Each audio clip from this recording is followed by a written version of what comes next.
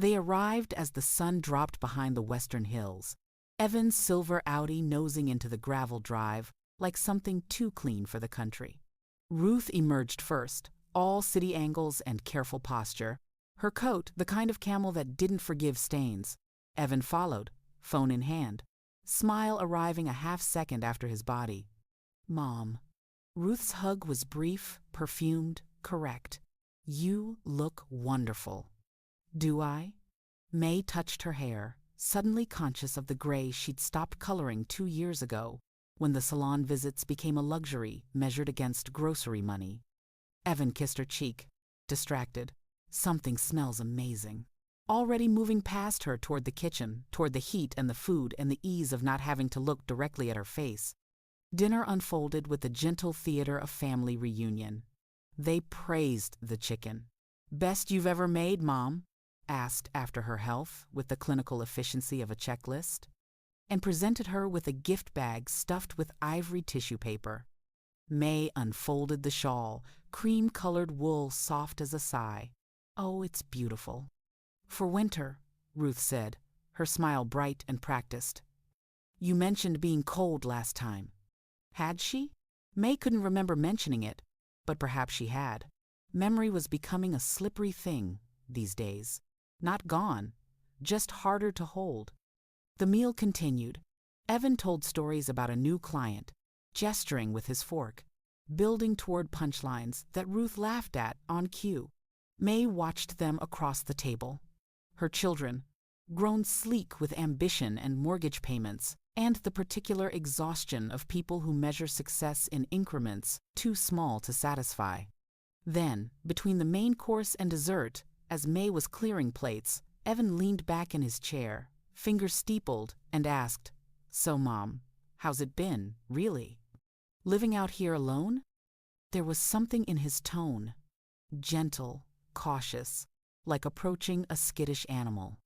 "Oh, fine," Mae said, scraping chicken bones into the compost bowl. "Mrs. Chen checks in. Pastor Lila brings me to church socials. But don't you ever feel—" Ruth paused, choosing words carefully. "Isolated?" Mae set down the plates. "I've lived here 40 years, honey. It's home." "Of course." Ruth's smile flickered. "We just worry. What if something happened?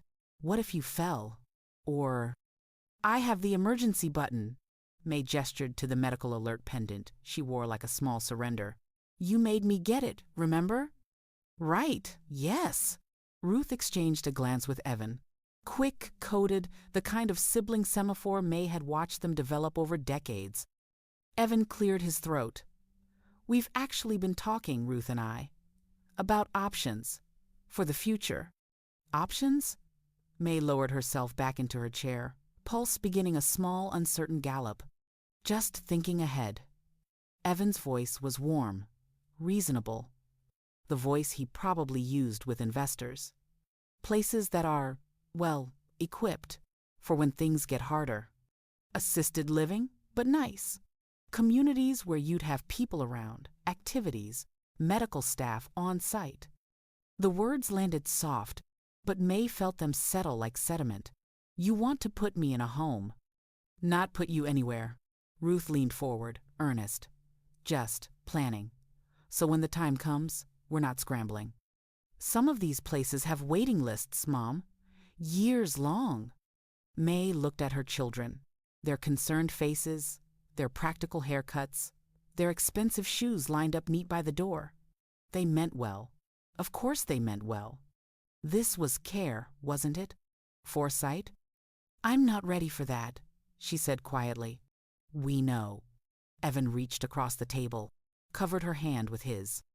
His palm was warm, his grip firm. "We're just saying, think about it. For us. So we don't have to worry so much." So we don't have to worry. The "we" settled on Mae's shoulders like another shawl, heavier than wool. After dinner, Ruth insisted on washing dishes. Evan built up the fire. They watched an old movie on the television. Mae between them on the couch, the shawl around her shoulders, their presence warm on either side. "This is what you wanted," Mae told herself. "This is them caring." But when they left, Headlights sweeping across the yard as the Audi reversed down the drive, Mae stood at the door and felt a strange, small tremor beneath her ribs. Not fear, exactly. Not yet. Just the first hairline crack in the porcelain. She waved until the taillights disappeared, her breath fogging the window glass. Then she turned back to the empty kitchen, the plates drying in the rack, the house settling into its nighttime silence. If endings always announced themselves, hearts would know when to brace.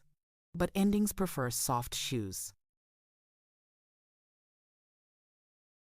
The collapse happened on a Wednesday, 3 days after the dinner, while Mae was measuring flour for bread. The kitchen tilted sideways, a slow, nauseating spin, and then the floor rose up to meet her with surprising gentleness, her cheek pressed against cool linoleum, the bag of flour exploding in soft white clouds around her head. She woke to the sound of sirens, Mrs. Chin's voice high and frightened somewhere above her. "Mae?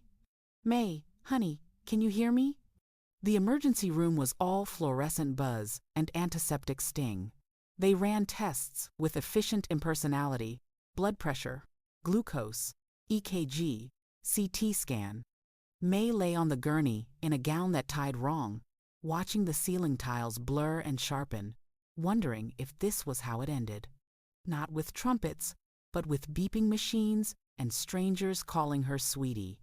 Evan and Ruth arrived within the hour, both breathless, still wearing their work clothes.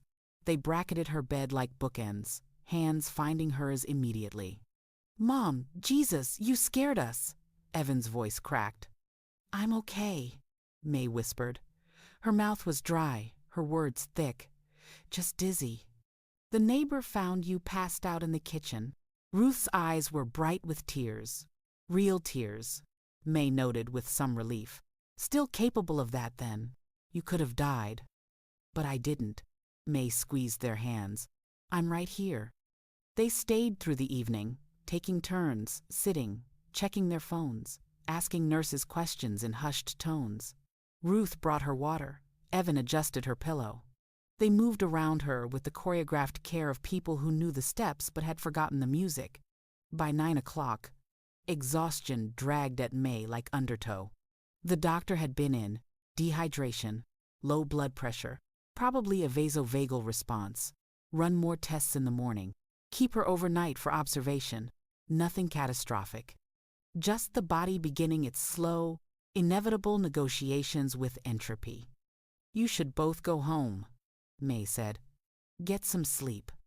"We'll stay." Evan's jaw set in that stubborn line she recognized from his childhood. "There's nothing to do but wait," Mae insisted. "Please, I'll be fine." They resisted, then relented, the way children do when given permission to stop performing. Ruth kissed her forehead. Evan promised to come back first thing in the morning. They gathered their coats, whispered to the nurse at the station, and stepped out into the hallway. Mae closed her eyes, let her head sink into the flat hospital pillow, and felt sleep begin its merciful approach. Then, voices, low, just beyond the curtain they'd pulled only partway closed. She should have announced herself, should have coughed, called out, let them know she was awake. But the words came so quickly, slicing through the thin fabric barrier, that her body froze before her mind could catch up. "We can't keep doing this," Evan's voice, stripped of its earlier warmth. "She's draining what's left." A pause. Mae's heart kicked against her ribs. A nursing facility would be more practical. If we sell her house, it covers years of care. The words weren't angry. That was the thing Mae would remember later, in the long nights that followed. There was no heat in them, no malice, just calculation. The tone you'd use to discuss a car trade-in or an insurance policy. "If we don't act now," Evan continued, "we'll end up stuck with debt again. We have to think logically." Logically, Mae kept her eyes closed, her breathing steady, even as her fingernails pressed half-moons into her palms beneath the thin hospital blanket. She heard their footsteps recede, the elevator chime, the hush of doors closing. Then silence. She lay in the dark, machines beeping their small mechanical lullabies, and felt something inside her chest crack open, not break, but split along a seam she hadn't known was there. The wound was not from their words, but from how easy they found them. Morning light seeped through the hospital blinds. The doctor confirmed Mae was stable and could go home with follow-ups. Evan and Ruth arrived, looking tired, carrying coffee.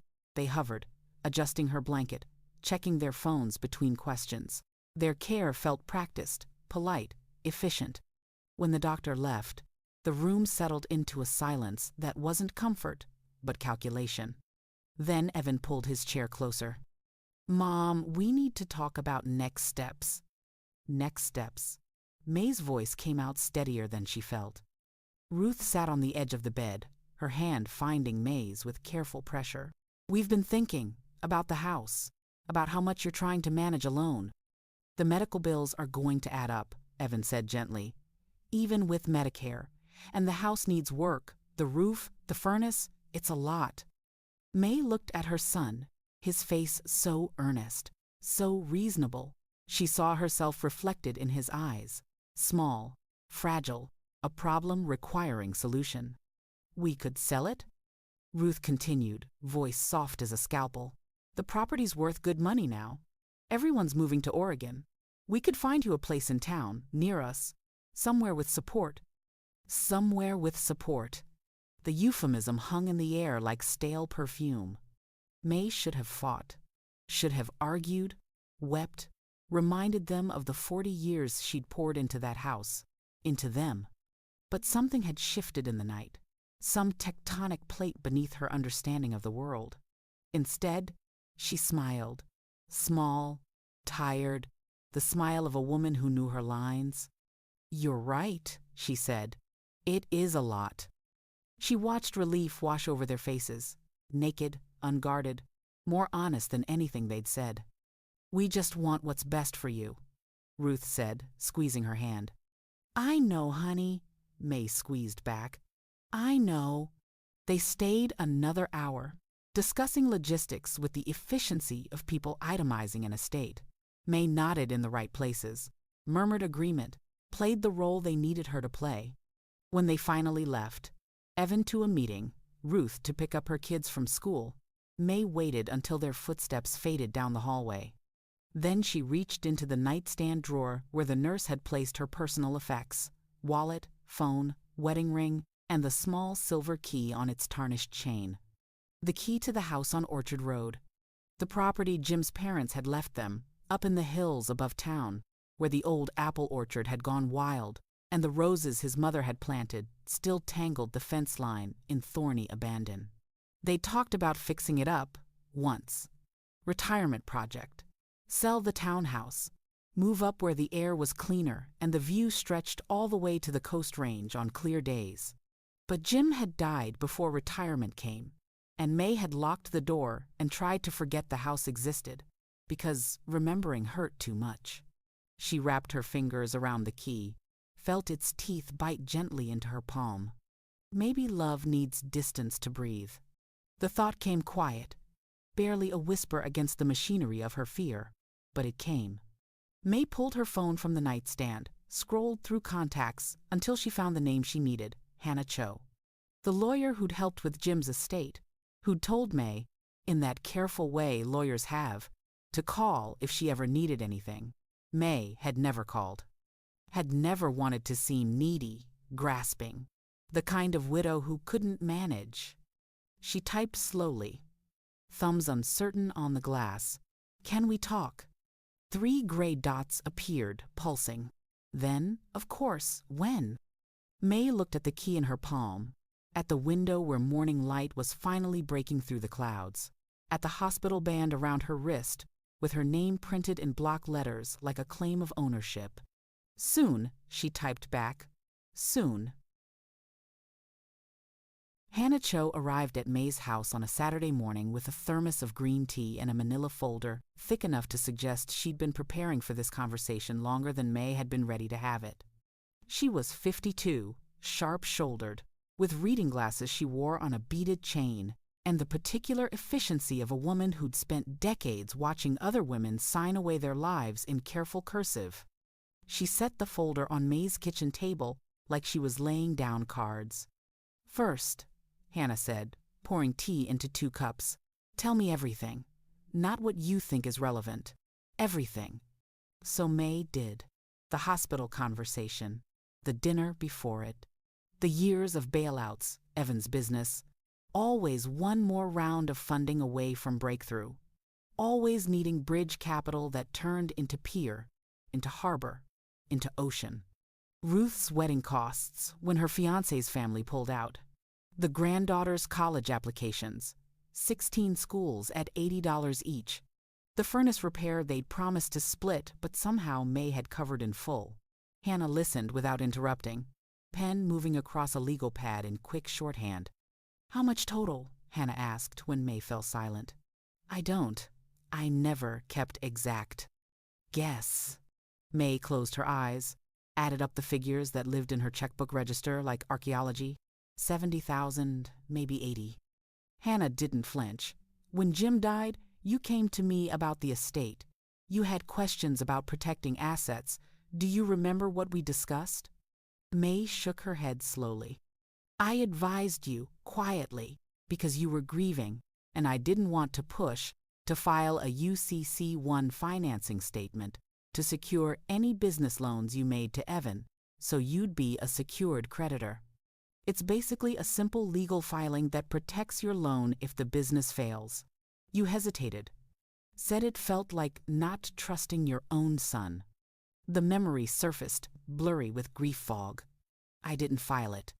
"You did." Hannah opened the folder, slid a document across the table. "You signed the paperwork 6 months after Jim's funeral. I filed it with the Secretary of State.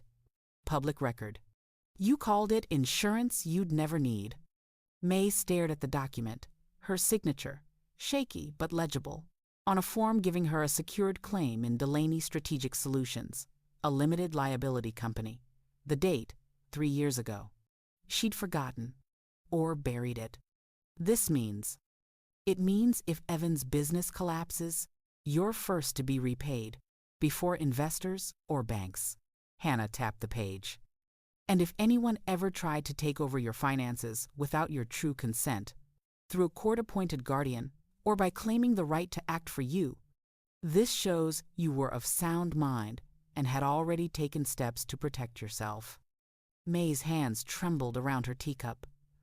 "I don't want to destroy him." "Then don't." Hannah's voice was firm, not unkind. "But Mae, they're already destroying you. Quietly, politely. With concern and love and every gentle word that means disappear." Outside, rain began. The soft Oregon rain that could last for days, turning the world gray and patient. "What do I do?" Mae whispered. Hannah pulled out another document. "We document bank statements showing the pattern, emails, if you have them, where they asked for money. We don't weaponize yet, we build a shield. And if they push, if they file for guardianship, if they try to force a sale, we show the court that you're not a confused old woman. You're a creditor protecting your interests." Mae thought of Evan at 16, crying in her arms after his father died. "I don't know how to be the man now, Mom." She'd held him and promised he didn't have to be anything but himself. How many years had she spent keeping that promise while he forgot to keep any of his? "Okay," Mae said. "Teach me." They spent 3 hours mapping the strategy. Hannah had Mae pull bank statements, find old emails, reconstruct the timeline of asks and promises and silence. They built a spreadsheet. Clinical, devastating. A history of love measured in wire transfers. "One more thing," Hannah said as she was packing up. "The house on Orchard Road. It's still in your name alone, yes?" Jim left it to me outright. "Good. They can't touch it. If you need distance, if you need space to think, go there. Take time. Let them wonder." Hannah paused at the door, rain misting her glasses. "Document. Don't dramatize. Stay calm. And Mae?" "Yes?" "Stop performing. Stop auditioning for the role of mother they're not casting you in anymore. The door closed. Mae stood in her kitchen, the folder on the table, rain drumming the roof, and felt something uncurl in her chest. Not anger yet. Something quieter. Something with roots.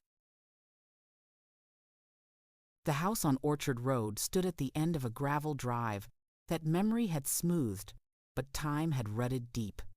Mae navigated her Honda up the hill slowly, branches scraping the car's sides like fingernails on a chalkboard.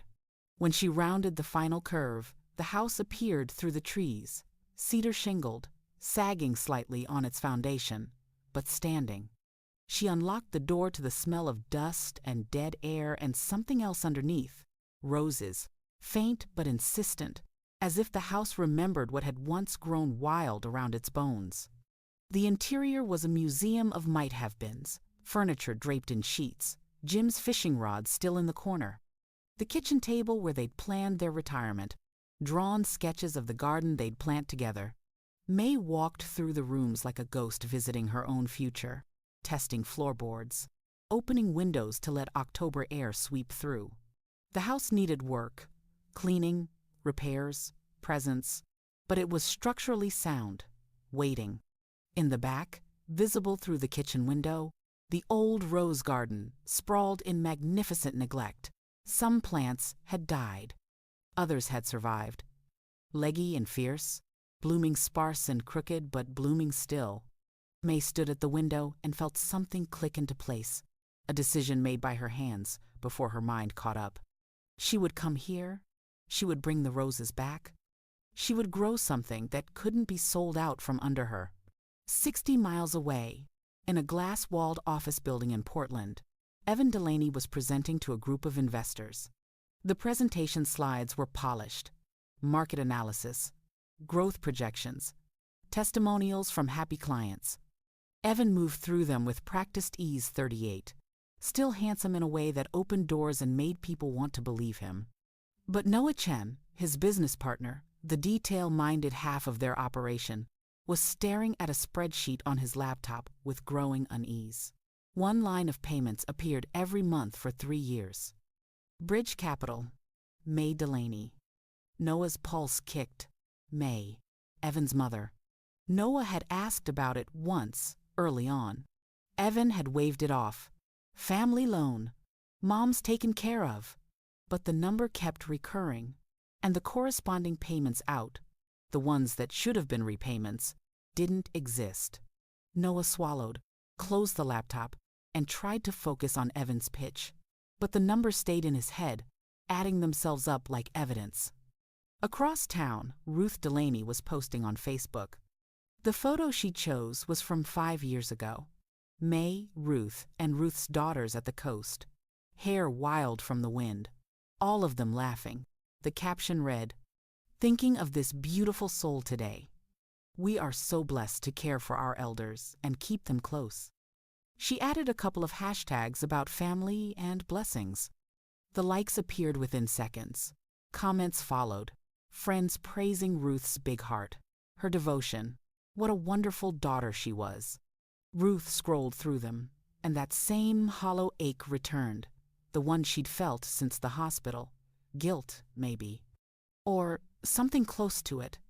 The painful awareness that what she showed the world, and what was true, no longer matched. She closed the app and stared at her reflection in the dark screen. Mae, meanwhile, was on her knees in the dirt.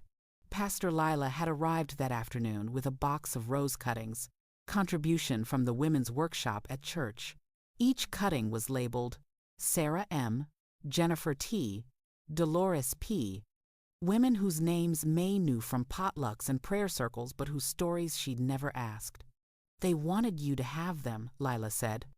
She was 60, round and sturdy, with hands that knew soil the way some people knew scripture. "When I told them what you were doing up here, they all said the same thing. Give her ours." Mae took the cuttings, each one wrapped carefully in damp newspaper. Why? Lila smiled, sad and knowing. "Because every woman here has pruned someone out of her life, Mae. And it hurt. And they survived. And they want you to know you're not alone in the growing. They worked until dusk, planting the cuttings along the fence line, amending the soil with compost Lila had brought in Home Depot buckets. The work was hard, digging, kneeling, the ache in Mae's lower back a counterpoint to the ache in her chest. But it was good pain, purposeful pain, the kind that builds instead of breaks.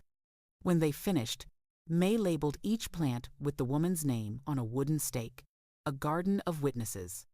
"They'll bloom in spring," Lila said, brushing dirt from her knees, "if you take care of them through winter."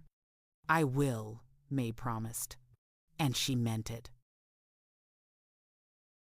The envelope arrived certified mail, requiring Mae's signature, which felt like a betrayal of the Postal Service itself. Petition for emergency guardianship. Mae sat at the kitchen table in the Orchard Road house, rain streaming down the windows, and read the words her daughter had typed. Demonstrates confusion regarding financial matters, refuses reasonable assistance, at risk of self-harm through neglect, in need of immediate protective intervention. Her hands didn't shake. That surprised her. She'd expected fury, or tears, or the collapse of whatever scaffolding she'd been building inside herself these past weeks. Instead, she felt cold clarity. Ruth had made the first move. Mae called Hannah. The courthouse was all echo and marble, built in an era when justice was supposed to look like permanence. Mae wore a coat from the thrift store downtown. Clean, pressed, the navy blue of credibility. Hannah had coached her. Calm, clear, coherent. Let Ruth's hysteria do the work for them. They sat in the hallway on a bench, worn smooth by decades of waiting. Mae's hands folded in her lap, Hannah reviewing notes in silence. Ruth arrived with a lawyer, young, expensive-looking, the kind who billed in 6-minute increments. They didn't make eye contact with Mae, which was its own kind of statement. Evan came separately, looking rumpled and stressed, his tie crooked. He sat 3 benches away, staring at his phone. When they were called, the courtroom was smaller than Mae expected, less like TV, more like a conference room with wood paneling and the faint smell of old coffee. Ruth's lawyer went first, laying out the case with brisk efficiency. Mae's hospitalization, her refusal to engage with reasonable planning, her isolation in an uninhabitable property without proper utilities. That last part was creative. The Orchard Road house had electricity and water. It had heat. What it didn't have was Ruth's approval. The judge, a woman in her 50s with reading glasses, and an expression that suggested she'd heard every variation of family dissolution, listened without interruption. Then Hannah stood. "Your Honor, Mrs. Delaney brought documentation." She slid a folder across to the bench. Recent cognitive assessment administered by Dr. Patricia Yoon. Scored well within normal range.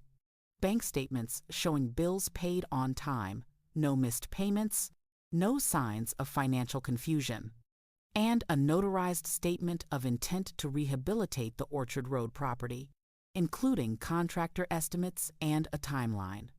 Mae hadn't known about the contractor estimates until Hannah had arranged them 3 days ago. Apparently, building a defense meant building an actual plan. Mrs. Delaney is not confused, Hannah continued. She's making choices her adult children disagree with. That's not incapacity.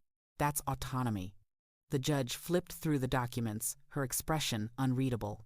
Ruth's lawyer objected, cited the hospitalization, the pattern of isolation, the refusal to engage with family support. Hannah countered, isolation or boundary setting? Mrs. Delaney has friends, attends church, maintains community ties. What she's refusing is her children's plan to liquidate her assets. A pause. The judge looked at Ruth, then at Mae. Mrs. Delaney, do you understand why your daughter filed this petition? Mae stood, her voice steady. Yes, Your Honor. She's worried about me, and she's worried about her inheritance. I understand both.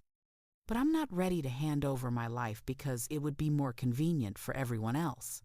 Somewhere behind her, she heard Evan's sharp intake of breath. The judge made a note, then looked back at Ruth's lawyer. I'm granting a 2-week continuance. During that time, I want a home evaluation of the Orchard Road property and an independent psychological assessment of Mrs. Delaney. If she's competent and safe, we're done here. If not, we'll revisit guardianship." The gavel came down with a sound like a door closing. Ruth's face went white. Her lawyer whispered something sharp. Evan finally looked up, confusion and something else. Fear, maybe, flickering across his face.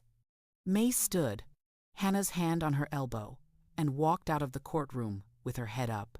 In the hallway, Sheriff Cal Mendoza was leaning against the wall, arms crossed, watching. He'd been Jim's fishing buddy, had come to the funeral, still checked on Mae when he was driving the county roads. He nodded to her, a small gesture, but Mae felt it land like an anchor. "I see you," the nod said. "You're not alone." Mae nodded back and kept walking. Ruth Delaney sat in her car in the courthouse parking lot and couldn't make her hands stop shaking. The guardianship was supposed to be simple, protective. Mom was getting confused. Everyone could see that. The fainting, the isolation, the refusal to be reasonable. Ruth had told herself she was being responsible, preemptive, caring. But sitting in that courtroom, listening to Hannah Cho dismantle her petition with surgical precision, Ruth had seen herself through the judge's eyes. A daughter trying to control her mother's assets before the mother was done using them. It was true, wasn't it? Not all of it, not even most of it. Ruth did worry about Mom alone in that house, about falls and strokes and all the ways bodies betray the people living in them. But also, Ruth was tired of being the responsible one, the one who managed everyone's crisis, who held the family together with organizational skills and unpaid emotional labor. And when she'd looked at Mom's house, paid off, valuable, sitting there like a solution to Ruth's own maxed-out credit cards and the college tuition coming due, she'd let herself imagine the relief of liquidating it, for Mom's own good, obviously. Except now she couldn't unknow what the judge's face had said. This is elder abuse, dressed up in concern. Ruth put her forehead on the steering wheel and tried to remember the last time she'd asked her mother what she wanted, instead of telling her what she needed. She couldn't. Evan's office smelled like cold coffee and failure. The investor call had gone badly. They'd seen the courthouse filing, public record, searchable, the kind of thing due diligence caught. They wanted to know if Evan had conflicts of interest, family complications that might impact his bandwidth. Evan had laughed it off, called it a misunderstanding, promised it would be resolved quietly. But Noah had been in the room, and after the call ended, he'd stayed behind. "We need to talk about the line item with your mother's name on it." Evan went still. "It's handled. It's 3 years of recurring debt. To your mother. And you're currently trying to move her into a nursing home." Noah's voice was quiet, but there was steel beneath it. "Tell me how that looks to investors if it gets out." "It won't get out." "Evan." Noah pulled up the spreadsheet and turned the laptop around. "It's already out. I checked the public business filings this morning. Your mother filed the legal form that gives her a secured claim on the company. She's a creditor. If we default." "We're not going to default." "If we default, she gets first claim. Before the investors. Before the bank." Noah leaned forward. "Did you know about this?" Evan's jaw worked. "She signed it years ago. I didn't think. She never enforced it. She never would. She never had to. You weren't trying to take her house." The words hung in the air between them like smoke. Noah closed the laptop. "Fix this, quietly, or I'm out." When he left, Evan sat alone in the office as evening darkened the windows. He thought about calling his mother, apologizing, backing off. Instead, he opened his desk drawer and looked at the promissory note Mae had signed 5 years ago. Bridge loan, it said, to be repaid within 12 months. No end date, no enforcement clause, just his mother's signature in her careful cursive and the word love where she'd signed her name. Evan closed the drawer and felt something inside him harden. She'd made this complicated, not him. Mae sat at the kitchen table in the Orchard Road house, her reading glasses perched on her nose, Jim's old ledger open in front of her. She'd found it in the closet, his record-keeping from the years they'd run the hardware store together. Jim had taught her the value of documentation. Write it down, Mae. Memory's kind, but paper's honest. So she wrote, every loan, every just this once, every time Evan had called, voice tight with stress, and she'd said yes before he finished asking. Every wedding cost, Ruth had assured her was standard, but that Mae's friends said was extravagant. Every tuition payment, car repair, business expense, security deposit. She wrote the dates, the amounts, the promises made, I'll pay you back, Mom, and the silence that followed. The total, when she finished, was $93,000. Nearly $100,000 of love, measured in wire transfers and emptied savings accounts, and the second mortgage she'd taken on the townhouse to keep Evan's business afloat during a temporary cash flow issue. Mae stared at the number until it stopped looking like money and started looking like years. Jim's life insurance, her retirement account, the cushion that was supposed to carry her through old age. Gone, given, swallowed up in the machinery of her children's ambitions. She pulled out the cassette recorder she'd bought at Goodwill, old technology, but harder to delete, harder to dismiss. She pressed record and began to speak. My name is Mae Delaney. I'm 67 years old.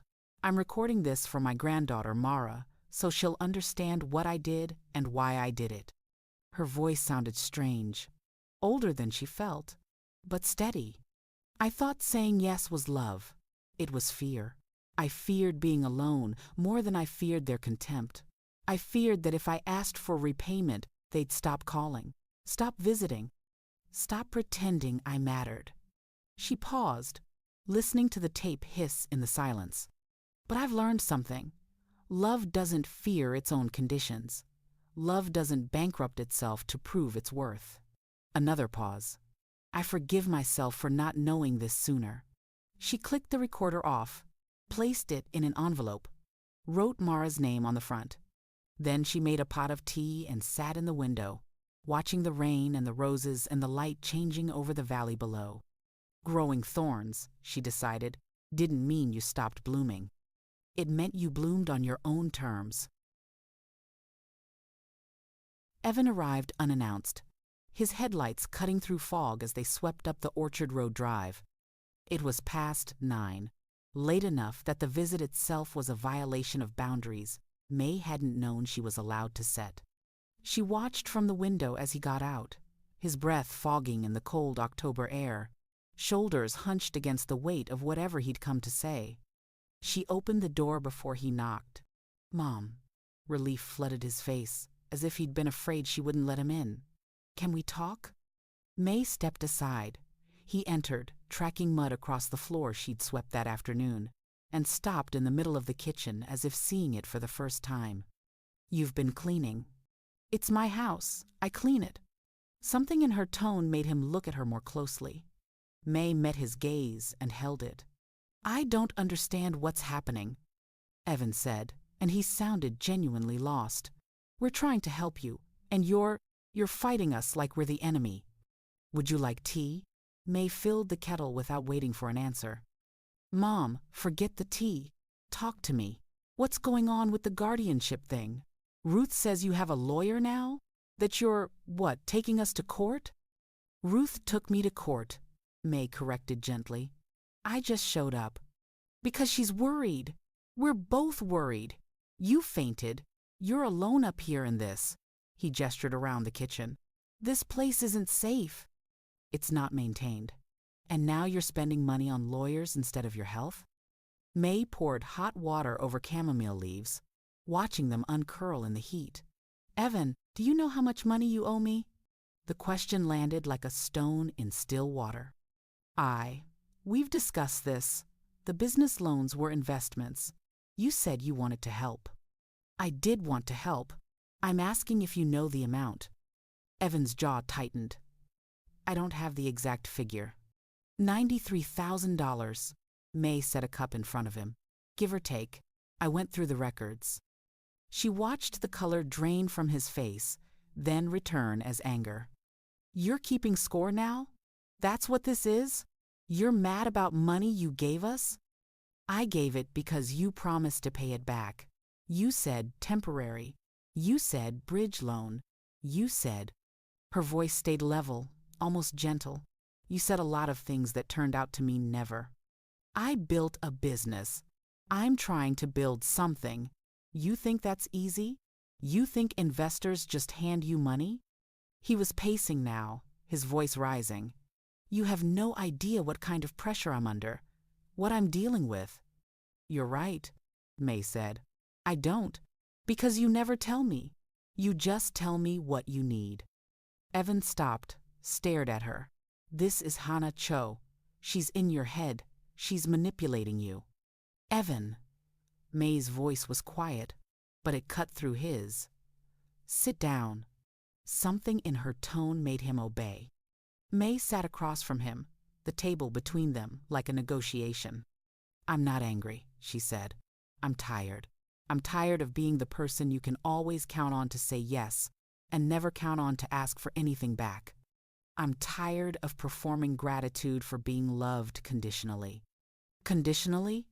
Mom, I love you. Then prove it without my checkbook. The silence stretched. The kettle ticked as it cooled. Evan's eyes were bright, glassy. You don't understand. If I don't stabilize the company, I lose everything. The investors are getting nervous. Noah's getting cold feet. I just need me to sell my house so you can have breathing room. So we can both have breathing room. So you can be somewhere safe and I can focus on... He stopped, hearing himself. Mae sipped her tea. Evan stood abruptly, shoving his chair back. Fine. You want to live up here alone, refuse help, alienate your family? Fine. But don't expect us to keep showing up when you've made it clear we're only good for money. He grabbed his coat, headed for the door. Mae saw it happen in the half-second, before he thought to hide it.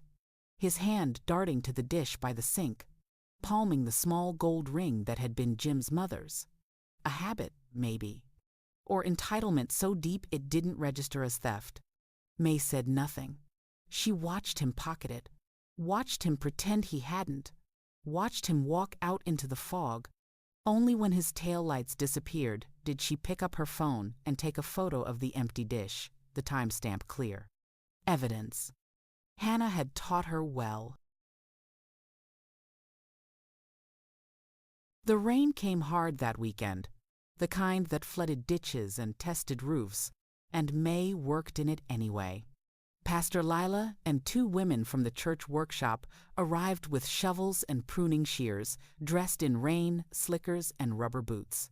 They moved through the garden like a tactical unit, cutting back dead wood, amending soil, staking the younger plants against wind. One woman, Sarah, her cutting had said, worked beside Mae in comfortable silence for 20 minutes before speaking. My son took out credit cards in my name, she said, not looking up from the rosebush she was pruning. Found out when the collections calls started. He said he'd meant to tell me, meant to pay them off. He was always meaning to. Mae's hands stilled on the shears. I reported it, Sarah continued. Fraud, my own son, hardest thing I ever did. She looked at Mae finally, her face weathered but calm. Also the most honest. He hated me for 2 years. Now he pays his own bills and calls on Sundays. Real calls, not just asking for things. Another woman, Jennifer, laughed from her spot by the fence.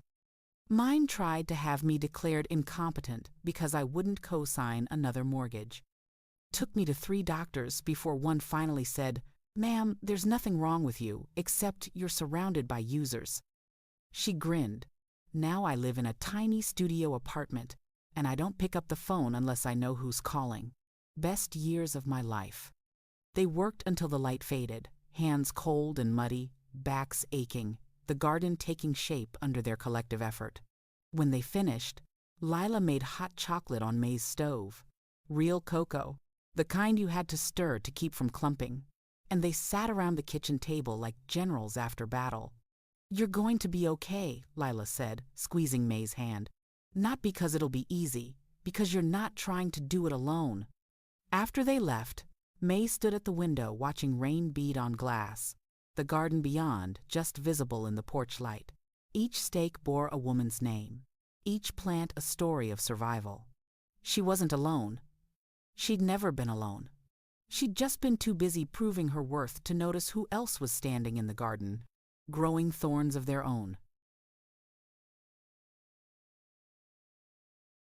Noah Chen arrived on a Tuesday afternoon, driving a sensible Subaru and carrying guilt like luggage. Mae opened the door to find him shifting his weight on the porch, hands shoved in his jacket pockets, looking younger than his 35 years. "Mrs. Delaney, I'm sorry to show up without calling. I wasn't sure you'd see me if I asked." Mae studied him. She'd met Noah 3 times over the years. Company parties, a dinner Evan had insisted on when they first partnered. He'd always been quiet, the one who listened more than he spoke, who asked about her garden and remembered details the next time. "Come in," she said. He followed her into the kitchen, refused tea, instead pulling a laptop from his bag and setting it on the table like confession. "I need to show you something, and then I need to give you something." His voice was steady, but his hands weren't. "I've been managing the books for Evan's company for 3 years. I knew about the loans, the ones from you. I told myself it was family business, not my place to ask questions." He opened the laptop, turned it toward Mae. A spreadsheet, color-coded, meticulous. Every withdrawal, every transfer, every time Evan had used company funds to cover personal expenses and marked it as operational costs. "It's fraud," Noah said quietly. "Not the loans from you. Those were legitimate, even if they weren't paid back. But this." His finger traced a column. "He's been telling investors the money's going to inventory, equipment, expansion. It's been going to his mortgage, his car payment, his daughter's private school." Mae felt cold. "Why are you telling me this?" "Because he's going to try to destroy you to save himself. He told me last week he's planning to." Noah swallowed. "He's planning to contest your lien by claiming you weren't mentally competent when you signed it, that you didn't understand what you were signing." The words hit Mae like a slap. Not the betrayal. She'd already metabolized that, but the calculated cruelty of it. "He said that?" "He said he'd do whatever it takes to protect the company. And when I asked if that included lying about you, Noah closed the laptop. He didn't say no." Mae sat back in her chair, the kitchen suddenly too small, the walls pressing in. Noah pulled an envelope from his jacket, slid it across the table. "This is a copy of the original promissory note you signed, the one with Evan's signature promising repayment. And these," he added a flash drive, "are photographs of the inventory Evan's been claiming on insurance, empty warehouses, equipment that doesn't exist, enough evidence to trigger an audit." "Why?" Mae's voice was barely a whisper. "Why are you doing this?" Noah met her eyes. "Because my mom died 3 years ago, cancer, and in her last month, my sister and I fought over whether to move her to hospice or keep treating. We said terrible things, unforgivable things, and she died hearing us fight over the cost of keeping her alive." His voice cracked. "I won't watch Evan do that to you and pretend I don't see it. I can't." Mae reached across the table, covered his hand with hers. They sat like that for a long moment, 2 people holding grief between them like something fragile and necessary. Then Hannah Cho's car pulled up the drive. Mae had texted her when Noah arrived, and the 3 of them spent the next 2 hours building a case not for destruction, but for accountability.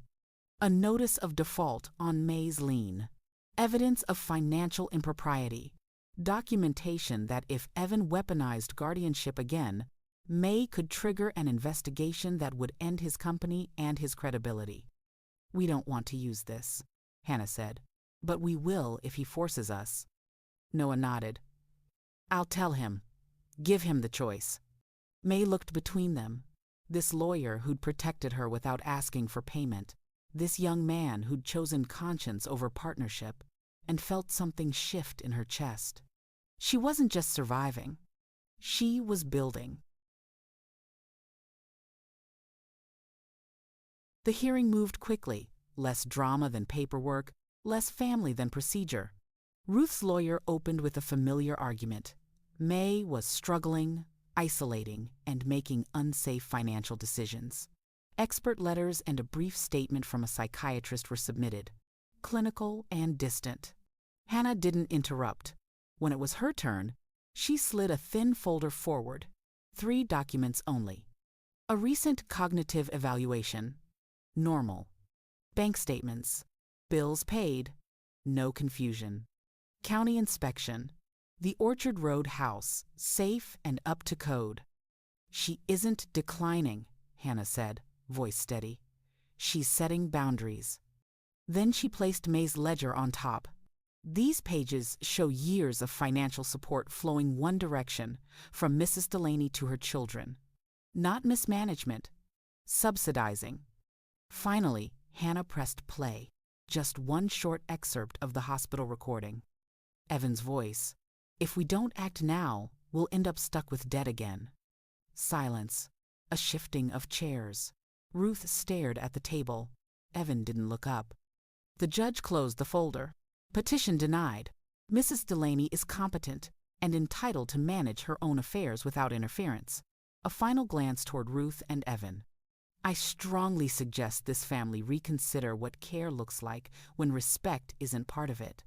The gavel fell. Not triumph, just clarity.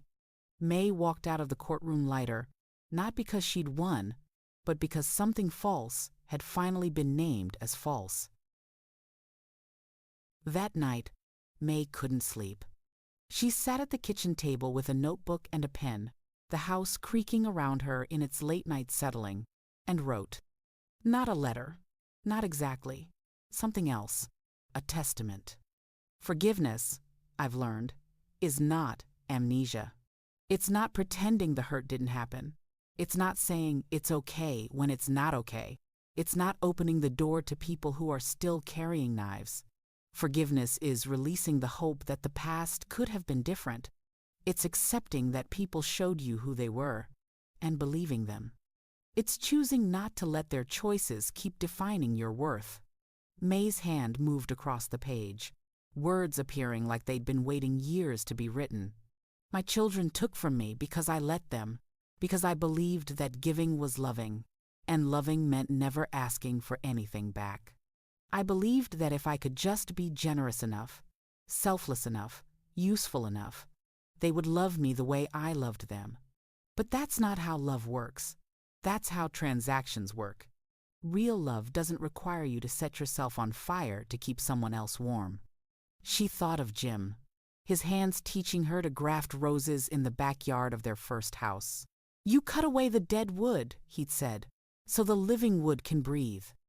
She'd thought he was talking about plants.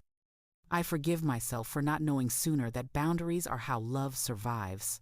The notebook filled with pages. Hours passed. The darkness outside shifted toward the gray pre-dawn that came before true morning. Mae wrote about selling Jim's watch, the guilt that still lived in her throat. The way she'd told herself it was noble sacrifice when it was really fear. Fear of saying no. Fear of their disappointment. Fear that without her usefulness, she'd be nothing. She wrote about the legal claim Mae had filed to secure her loan, the one Hannah had called insurance Mae would never need, and how Mae had gone through with it anyway.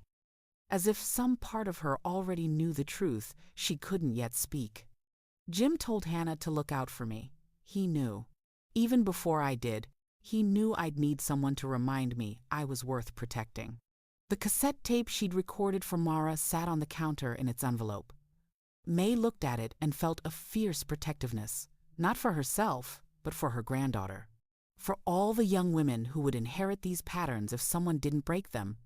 I am done auditioning for the role of mother, Mae wrote. I will not perform gratitude for conditional love. I will not shrink to make room for their egos. I will not die quietly to make their lives convenient. She underlined the last sentence twice. When the sun finally crept through the kitchen window, Mae closed the notebook and felt lighter. Not healed. Healing would take longer, would require more than one night's writing, but clearer. She knew what forgiveness was now. It was this: choosing herself without apology. 3 days later, Evan's world began to collapse. The investor called first, voice tight with barely controlled rage. We received notice that there's a legal filing giving someone a secured claim on the company, a creditor we knew nothing about. Care to explain? Evan's mouth went dry. That's it's old. Family loan. It's not enforceable. It's filed with the Secretary of State. It's absolutely enforceable. And it means if your company defaults, we're not first in line anymore. Your mother is. A pause. Tell me you didn't know about this. Evan couldn't, because he had known, somewhere in the back of his mind where inconvenient truths lived. He just thought, hoped, Mae would never use it. I'll handle it. You'd better, because if this goes sideways, we're pulling funding. We're not throwing money into a company with hidden liabilities and family drama. The call ended. Evan stared at his phone, panic rising like floodwater. Noah appeared in the doorway, face grim. We need to talk. Not now. Now. Noah closed the door. I got a call from the bank. They're flagging the loan application you submitted last week, the one using the Orchard Road property as collateral. Evan's blood went cold. What about it? The signature on the deed transfer authorization doesn't match Mrs. Delaney's signature on file. They're calling it a discrepancy, if they report it. Noah's voice dropped. Evan, did you forge your mother's signature? The silence was answer enough. Jesus Christ! Noah sank into a chair. What were you thinking? I was thinking I needed to save the company. I was thinking the property's hers anyway. It's going to me eventually. What does it matter if? Evan stopped, hearing how it sounded. Noah's face hardened. It matters because it's fraud. It matters because you tried to steal from your mother while pretending to protect her. I wasn't stealing. What do you call taking something without permission? Evan's hands were shaking. She's being unreasonable. She's listening to that lawyer, turning everything into, we're family. Family helps each other. You help each other, Noah said quietly. You just take. The words landed like a punch. Noah stood. I'm out. I'm dissolving the partnership. And I'm going to recommend the bank report the signature discrepancy to the authorities. Because if I don't, I'm an accessory. Noah, wait. But Noah was already gone. Evan sat alone in the office as the walls closed in. He thought about calling his mother, begging, explaining. But what would he say? I tried to steal your house because I need the money more than you need a place to live? His phone buzzed. A text from Sheriff Cal Mendoza. Need to see you about a banking matter. Call me. Evan stared at the message, his heart hammering. He'd thought he was protecting his future. Instead, he detonated it. The mediation room smelled like stale coffee and broken families. A conference table, 6 chairs, motivational posters on the wall about finding common ground and building bridges. The mediator, a woman in her 60s, with the weary patience of someone who'd spent decades watching people choose pride over peace, sat at the head of the table with a legal pad and low expectations. Mae arrived first with Hannah. They took seats on one side, folders stacked neat and ready. Ruth came next, alone, her lawyer having quietly withdrawn after the hearing. She sat across from Mae, wouldn't meet her eyes. Evan arrived last, looking like he hadn't slept in days. His tie was crooked, his shirt wrinkled. He sank into the chair next to Ruth and stared at the table. The mediator began with the usual script. Voluntary process. Confidential. Goal is mutual understanding and resolution. Mae listened, hands folded, and felt strangely calm. Not vindictive, not even angry anymore. Just clear. Let's start with what each party wants, the mediator said, looking at Evan. Mr. Delaney? Evan swallowed. I need to repay my mother. In installments. Set up a payment plan. Clear the debt. His voice was hollow, defeated. Mrs. Delaney, your response? Mae took a breath. I want my children to understand that love isn't a transaction. That I gave because I loved them, not because I expected to be repaid. But also, she looked at Evan finally. I want you to stop taking. Stop expecting my life to be collateral for your dreams. Evan flinched. The mediator turned to Ruth. Miss Delaney? Ruth's voice was small. I want Mom to be safe. And I want... She stopped, started again. I want to not feel like I'm failing if I'm not managing everyone's crisis. Mae's chest tightened. That was the most honest thing Ruth had said in years. Hannah slid a folder across the table. My client is willing to restructure the debt, not forgive it, restructure it. A formal repayment plan, in writing, with interest. And in exchange, she'll release her secured interest in the company. Evan's head shot up. Really? On one condition. Hannah continued. You acknowledge in writing that the guardianship petition was inappropriate and that you attempted to use a forged signature to secure a loan against your mother's property. The room went very quiet. I can't. Evan looked desperately at Ruth. At the mediator. Anywhere but Mae. That's admitting criminal activity. It's admitting the truth, Mae said softly. And the truth is the only thing I'm interested in anymore. Ruth was staring at Evan. You forged Mom's signature? I was trying to save the business. Our business, the one that was supposed to set us up, give us security. Evan's voice cracked. I did everything for this family. Everything. And now you're all acting like I'm the villain because you tried to steal from Mom, Ruth finished, her voice flat. That's what you did, Evan. You tried to steal her house. Evan's face crumpled. I was going to pay her back. Eventually. When things stabilized. When? Mae's voice was quiet, but it cut through everything. When were you going to pay me back, Evan? Before or after you convinced a judge I was incompetent? Before or after you sold my house out from under me? Silence. Hannah pulled out another document. Sheriff Mendoza has been notified about the signature discrepancy. The DA is reviewing whether to file charges. But Mrs. Delaney has asked for a diversion program, counseling, restitution, probation, if you cooperate fully now. She slid the document across. This is a settlement agreement. You acknowledge what you did. You commit to repayment. You agree to mandatory counseling. And in exchange, Mrs. Delaney doesn't press charges and releases her secured interest. Evan stared at the paper like it was a snake. If you don't sign, Hannah continued, she triggers the lien. Your company defaults.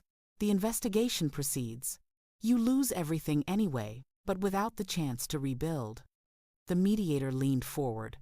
Mr. Delaney, I've done this work for 20 years. I can tell you right now, this is the best offer you're going to get. Your mother is giving you a chance to make this right. I suggest you take it. Evan's hands trembled as he picked up the pen. Ruth watched him sign, her face unreadable. Then Mae did something no one expected. She pulled out a second document, the original Articles of Incorporation for Evan's company, the ones filed 7 years ago before the Quiet Amendment. Hannah found these, Mae said. The original filing listed my seed capital as Founders Capital with a reversion clause. You amended it later to remove my name, but the amendment was never properly executed. Legally. She looked at Evan. I'm still a co-founder.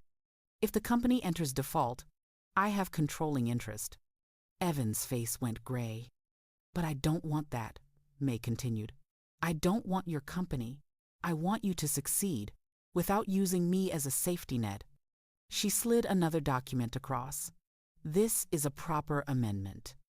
It removes my founder status, clears the company structure, and releases you from the cloud of my lien once you make the first year of restitution payments. Hannah added, the company rebrands with proper attribution. The rose logo Mrs. Delaney designed stays, but with credit. Founded by Mae and Evan Delaney. That's the condition. Evan stared at the logo sketch, Mae's original drawing from 7 years ago, the one he'd photographed and given to a designer without ever mentioning her. You drew this, he whispered. I drew it at your kitchen table while you talked about your dreams, Mae said. I was always part of this, Evan. You just didn't want to admit you needed me for anything but money. Something in Evan's face broke open then. Not tears, but something rawer. Recognition. I'm sorry, he said. And for the first time, it sounded like he meant it. Mom, I'm so sorry. Mae nodded. I know. But she didn't say it's okay, because it wasn't. Not yet. Ruth came to the Orchard Road house alone 3 days later. Mae was in the garden, pruning back the climbing roses that had overgrown the east fence. She heard the car and didn't turn, just kept working, waiting. Ruth walked through the gate slowly, hands in her coat pockets, and stood watching her mother work. The garden's beautiful, Ruth said finally. Getting there. Mae made a clean cut, stripped away dead wood. Needs another season. Silence settled between them. Not uncomfortable, but heavy with things unsaid. Can we talk? Ruth's voice was small. Mae gestured to the porch steps.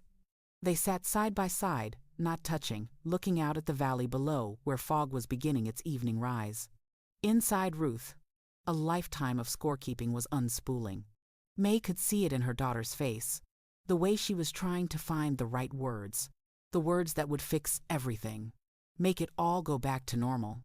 But normal was the problem. I've been keeping score since I was 12, Ruth said finally. How much you gave Evan versus me. How much attention, how much praise, how much money. And I told myself I didn't care because I was the responsible one, the one who didn't need as much. But her voice cracked, I was so angry at you for always saying yes to him. And then I became the same thing, always saying yes, always managing, always making sure everyone else was okay, while I just disappeared. Mae listened, her hands still in her lap. The guardianship wasn't about protecting you, Ruth continued. Not really. It was about, if I could control something, manage something, fix something, maybe I'd matter. Maybe I'd be worth something. She pulled something from her pocket, the small gold ring Evan had taken from Mae's kitchen, the one he'd given Ruth to pawn. He told me you'd given it to him. I believed him because it was easier than asking questions. Ruth placed the ring in Mae's palm, her hand shaking. I'm so sorry, Mom. For all of it. Mae closed her fingers around the ring, felt its weight, its history. Jim's mother had worn it, then Mae, and now it had traveled through the machinery of her children's need and come back to her. I'm sorry too, Mae said. Ruth looked at her, surprised. For what? For teaching you that love means disappearing. That's what I did. I made myself smaller and smaller until there was nothing left but the shape of everyone else's needs. Mae turned the ring over in her hand. I should have shown you how to take up space, how to say no, how to be loved without earning it. They sat in the soft sound of wind through roses, two women learning how to be mother and daughter without the old scripts. I don't know how to fix this, Ruth whispered. Maybe we don't fix it, Mae said. Maybe we just start being honest, even when it hurts. Ruth nodded, wiping at her eyes. They didn't hug. It was too soon for that, too soon for the performance of reconciliation. But they sat together as the light changed, and it was the most real they'd been with each other in decades. When Ruth left, Mae stayed on the porch and watched the fog swallow the valley, the ring warm in her pocket. A beginning, not a resolution, but enough. Spring came slowly to Orchard Road, the way all worthwhile things do. Mae woke to a sound she'd almost forgotten. Bees. Their low hum drifted through the open bedroom window, along with the scent of earth warming under sun. She dressed quickly, pulled on Jim's old gardening boots that she'd found in the shed, and walked out to the garden. The roses had bloomed. Not all of them.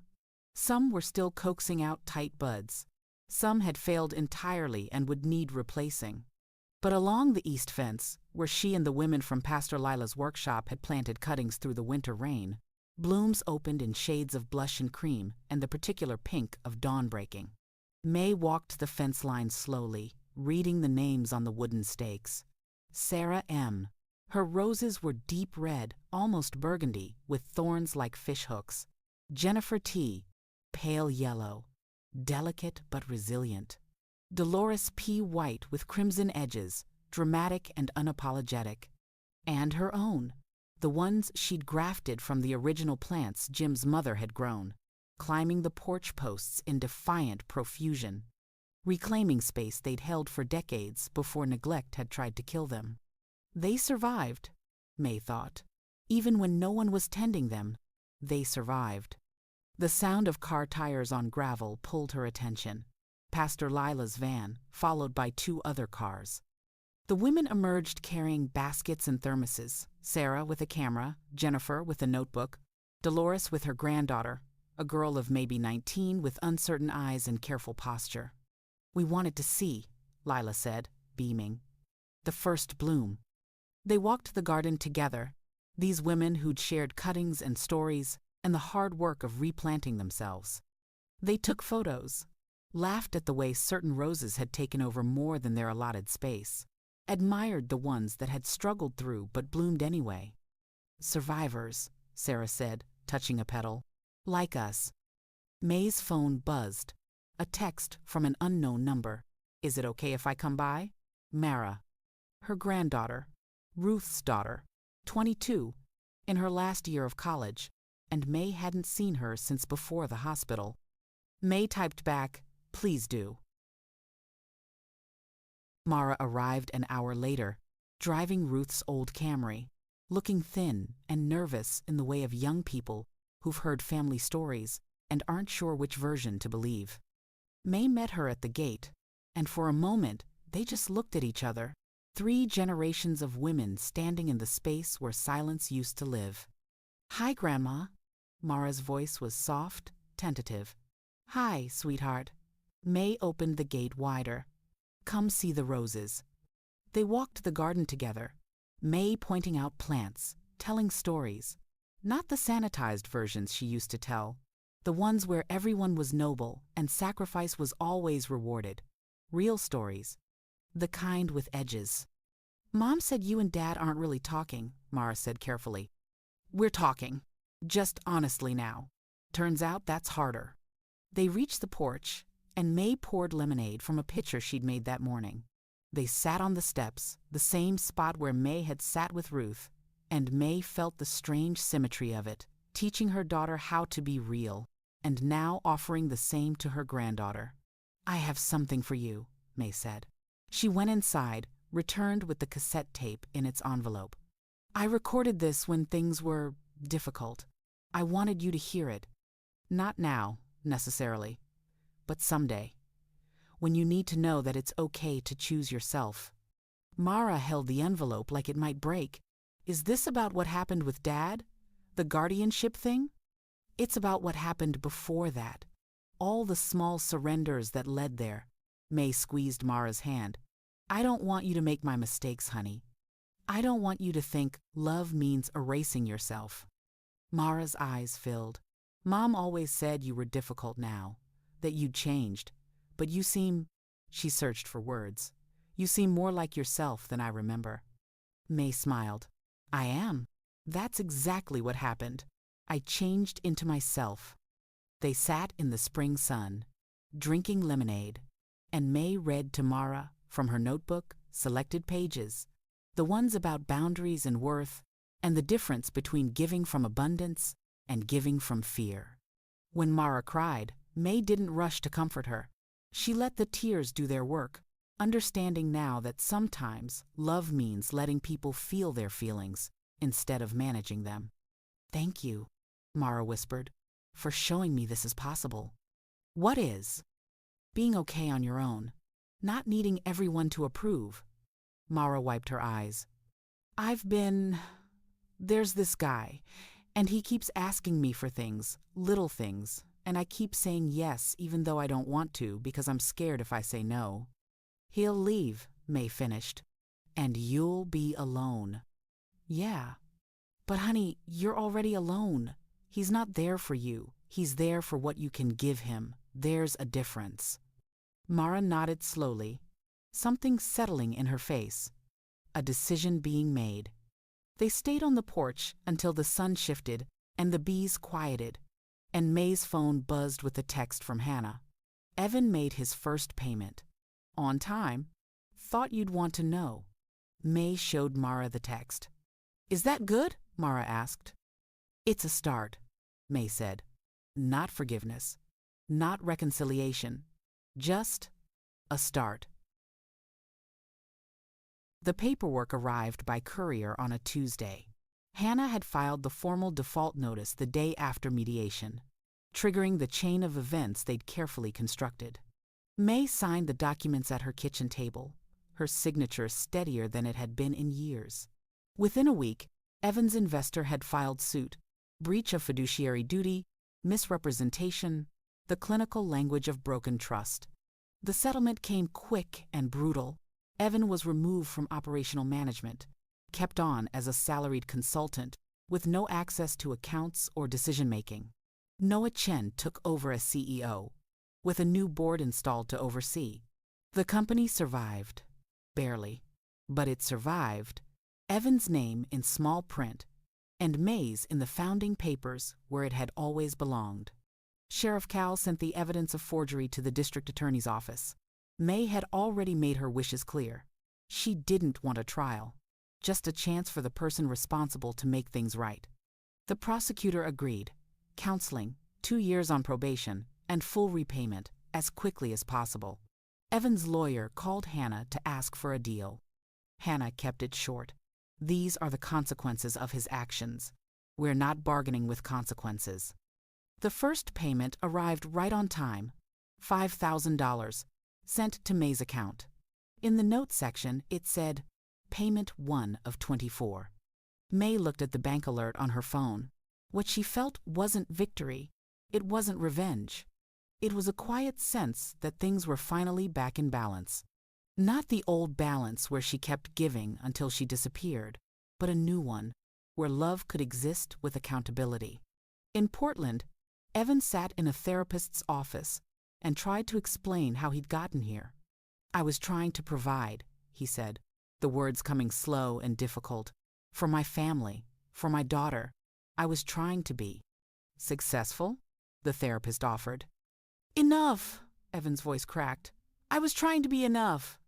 Enough for whom? Evan stared at the ceiling, at the obligatory potted plant in the corner, anywhere but at the truth. "For my dad. He died when I was 17, and I promised Mom I'd take care of her. I'd be the man, and He stopped, restarted. "I thought that meant being rich, being important, building something that mattered." "And your mother?" "I thought if I was successful enough, she'd be proud. She'd see that everything she gave me wasn't wasted." He laughed bitterly. "Turns out I just proved her investment had terrible returns." The therapist leaned forward. What if being enough had nothing to do with success? What if it was just about being honest? Evan had no answer for that.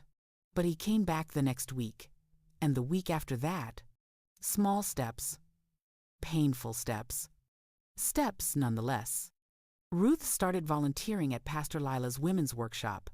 She came the first time hesitantly, carrying store-bought cookies and an apology in her posture. The women welcomed her with the cautious warmth of people who'd all learned to measure twice before trusting. They taught her to prune roses, where to cut, how to angle the blade, the difference between deadheading and shaping.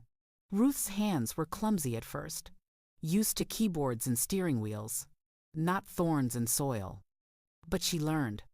And more than that, she learned to listen, to sit with Sarah, while she talked about the credit card debt her son had left her with. To hear Jennifer's story of choosing a studio apartment over a spare bedroom in her daughter's house, to understand that every woman there had drawn a line, and the line hadn't killed their relationships, it had saved them. "Does it get easier?" Ruth asked Mae one Saturday, both of them elbow-deep in compost, amending beds for summer planting. "Does what get easier?" "Not managing everything, not trying to fix everyone." Mae considered this. "No, but you get stronger, and you start to understand that other people's problems aren't your responsibility to solve." Ruth nodded slowly. "Mom taught me that," she said, then realized what she'd said and looked at Mae with surprise. Mae smiled. "Took me 67 years to learn it myself." "You're ahead of schedule." They worked in companionable silence, and Ruth felt something she hadn't felt in years: peace without performance. The town library was small, one room, really, with floor-to-ceiling shelves and a reading area by the window, where afternoon light pooled like honey. Pastor Lila had organized the event: women's work, an evening of testimony and truth. Folding chairs were arranged in a semicircle, a small table at the front with water, and a microphone that probably wasn't necessary but made the evening feel official. Mae arrived early, carrying her notebook, the testament she'd been writing through the winter. Not a memoir, exactly. Something else. A field guide to reclaiming yourself. The women came in gradually. Sarah and Jennifer, Dolores with her granddaughter, Mrs. Chen from next door, Hannah Cho, sitting in the back row with her reading glasses on and a proud smile. 20 women, maybe 25. Some Mae knew, others she'd only seen at church or the grocery store or passing on the street. All of them carrying stories that weighed more than their bodies could hold. Lila introduced Mae simply, a woman who chose herself when the world asked her to disappear.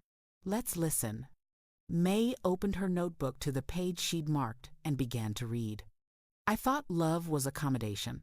That if I bent far enough, made myself small enough, gave away enough pieces of myself, I would finally be the mother, the woman everyone needed me to be."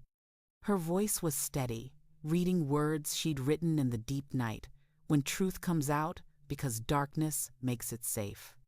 "But accommodation is not love. It's erasure. And I spent 40 years erasing myself in the name of family, in the name of duty, in the name of not being difficult." She looked up. Every face was watching, some women nodding, others with tears already tracking down their cheeks. "Here's what I know now. Difficult is what they call women who have boundaries. Selfish is what they call women who choose themselves. Ungrateful is what they call women who stop accepting crumbs and demand the full meal." The room held its breath. "I am difficult now. I am selfish now.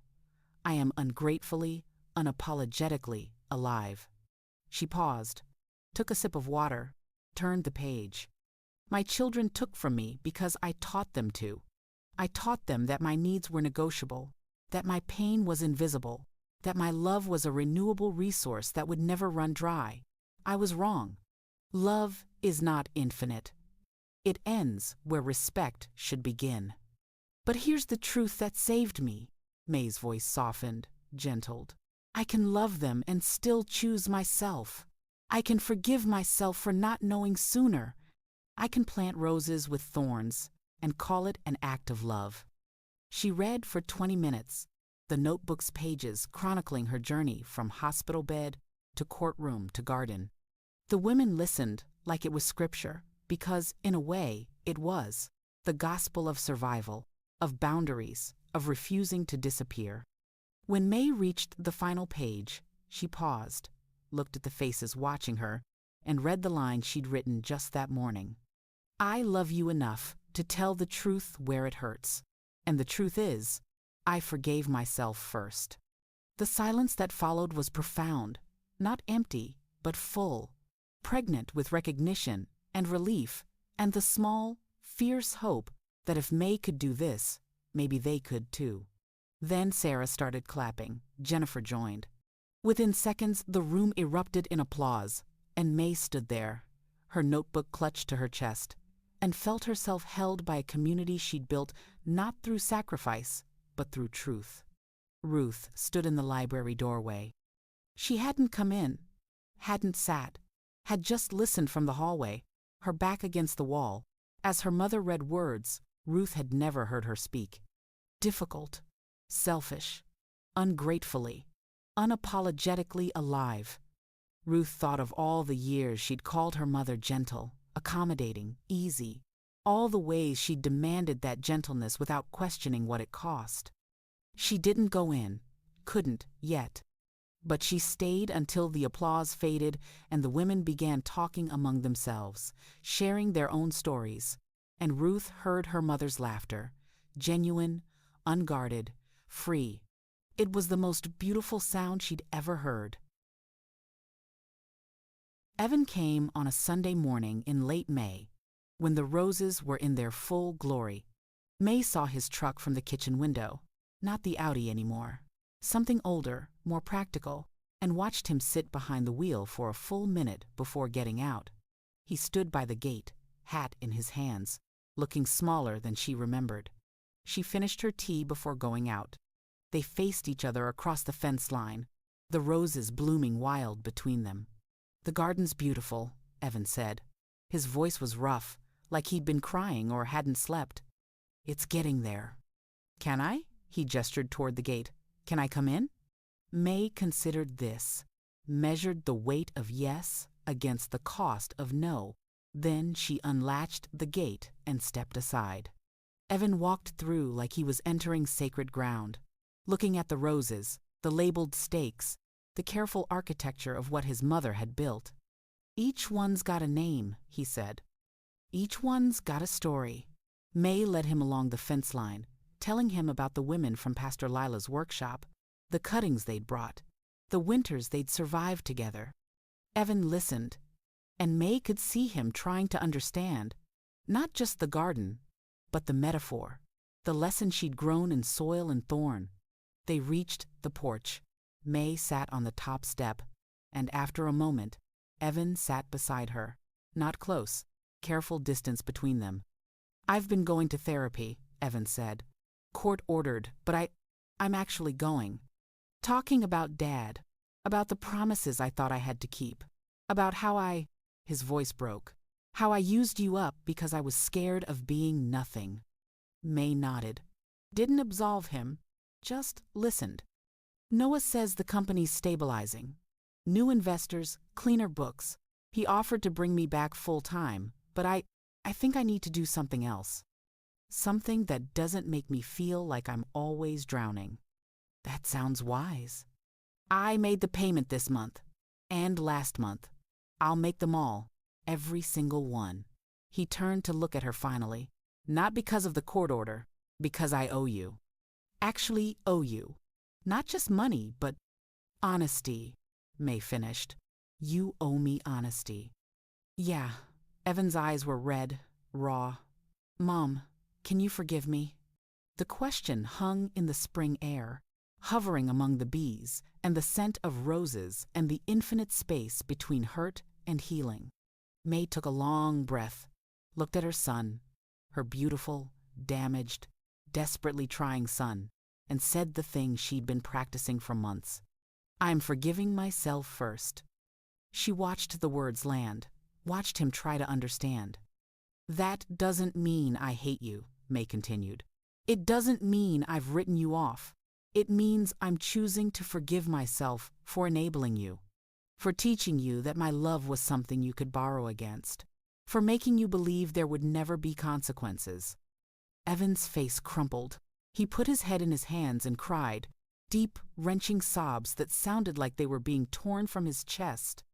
Mae sat beside him and didn't reach out, didn't pat his back or shush him or make it easier.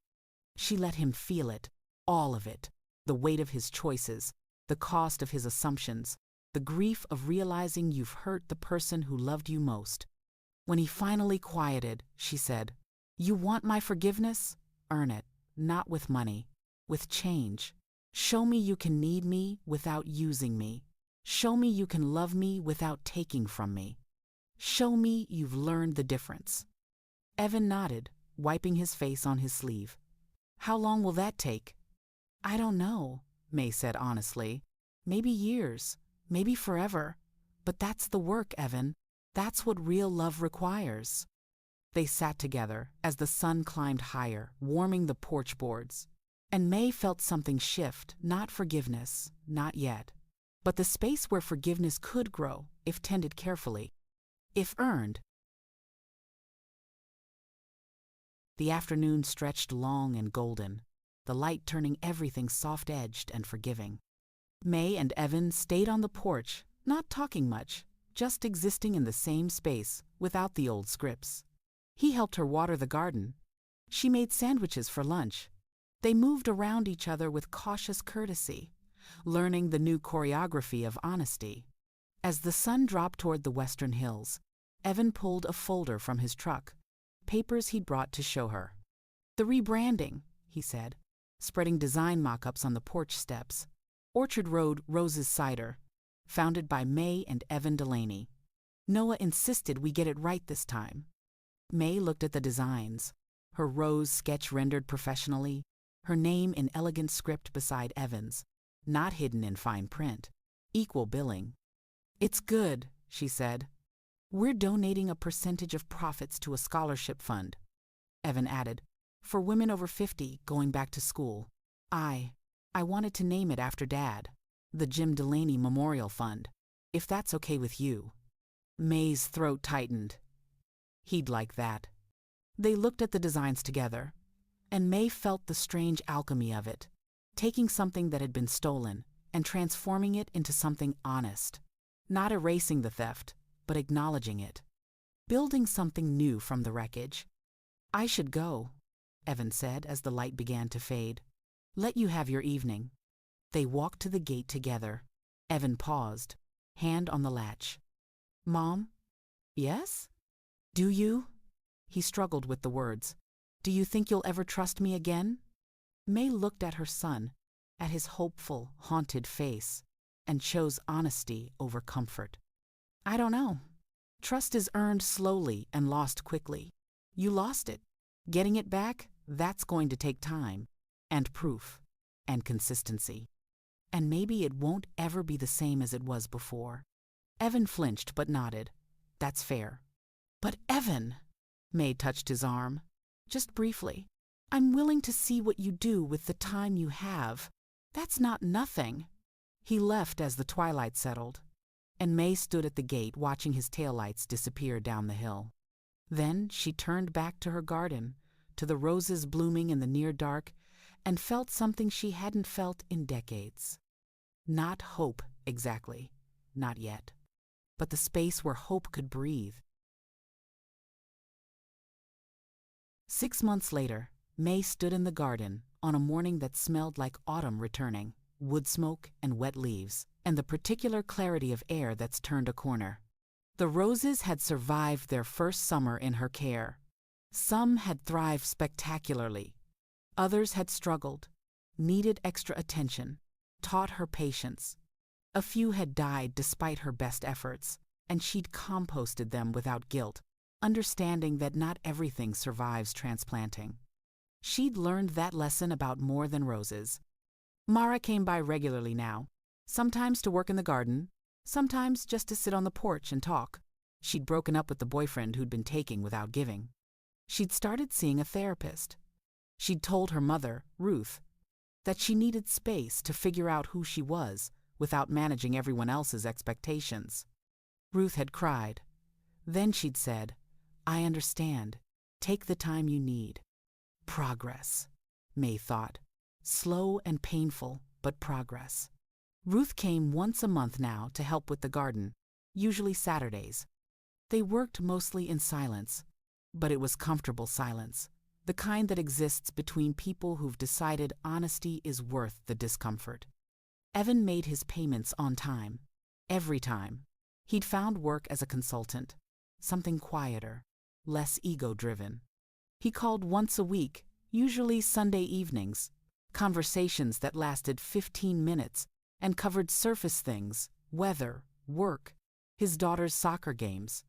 Mae knew he wanted deeper, wanted absolution and restoration, and the certainty that they were okay again. But she held the boundary, gently and firmly. They would get there, or they wouldn't. She'd stopped making it her job to manage the outcome. Hannah Cho had become something more than a lawyer, a friend, maybe, though Mae wasn't sure what that word meant anymore. Someone who saw her fully and didn't need her to be anything but herself. That was rare. That was worth keeping. The scholarship fund was up and running, Mae Delaney Memorial Fund for Women's Educational Advancement. 3 women had received grants so far. One was studying nursing at 53. Another was getting her degree in social work at 60. The third was learning carpentry at 48, building things with her hands after years of building everyone else's lives with her sacrifice. Mae had met all 3, had seen herself in their faces. The company had rebranded successfully, Orchard Road Roses Cider. Her rose design on every bottle, her name in the founding documents, a small royalty payment that arrived quarterly and went directly into savings. Not because she needed it, but because it mattered. The acknowledgement mattered. She'd started taking orders for rose cuttings, women from all over the county, some from other states, wanting cuttings from the garden that had survived neglect and bloomed anyway. Mae shipped them carefully wrapped, with instructions for planting and a small note. These survived, so will you. The house on Orchard Road was fully hers now, not just legally, but emotionally. She'd painted the trim, fixed the sagging porch board, hung new curtains that Jim would have liked. She'd made it home, the townhouse she'd sold quietly, with Hannah's help, using the money to pay off the last of her debts and establish a cushion for her own future. No more living on the edge of solvency. No more sacrificing her security for other people's dreams. On this particular morning, Mae was pruning back the roses for winter, preparing them for dormancy, when she heard a car on the drive. Sheriff Cal's cruiser, moving slow. He got out, coffee in hand, and walked to the gate. Mae. Cal. Thought I'd check in. Make sure you're set for winter. It was code, she knew. Code for I'm watching. I'm here. You're not alone. I'm set, Mae said. More than set. Cal nodded, satisfied. Good. Jim would be proud, you know. What you built here. Mae felt the words settle warm in her chest. I think so too. After Cal left, Mae went back inside to the kitchen table where her notebook lay open. She'd been writing again, not testimony this time, but something else. A record of joy, of small victories, of days that passed without crisis, which turned out to be their own kind of blessing. She wrote, I have learned that love without boundaries is not sustainable, that forgiveness is not the same as reconciliation, that choosing yourself is not selfishness, it's survival. I've learned that some relationships are worth saving, and some are worth releasing, that you can love people from a distance, that sometimes the most loving thing you can do is refuse to participate in your own diminishment. I have learned that blooming late is still blooming, that starting over at 67 is still starting, that it's never too late to become the woman you were always meant to be. She closed the notebook, walked to the window, looked out at the garden she'd grown from neglect and determination. The roses were settling in for winter, their blooms fading, their energy moving inward. By spring, they'd bloom again. Different blooms, new growth, shaped by the pruning she'd done and the care she'd learned to give. Just like her. Mae smiled, not at anyone, not for anyone. Just smiled because she could. Because she was here, in this house, in this life she'd reclaimed. And it was enough. She was enough. She'd always been enough. She just hadn't known it until she stopped trying to prove it.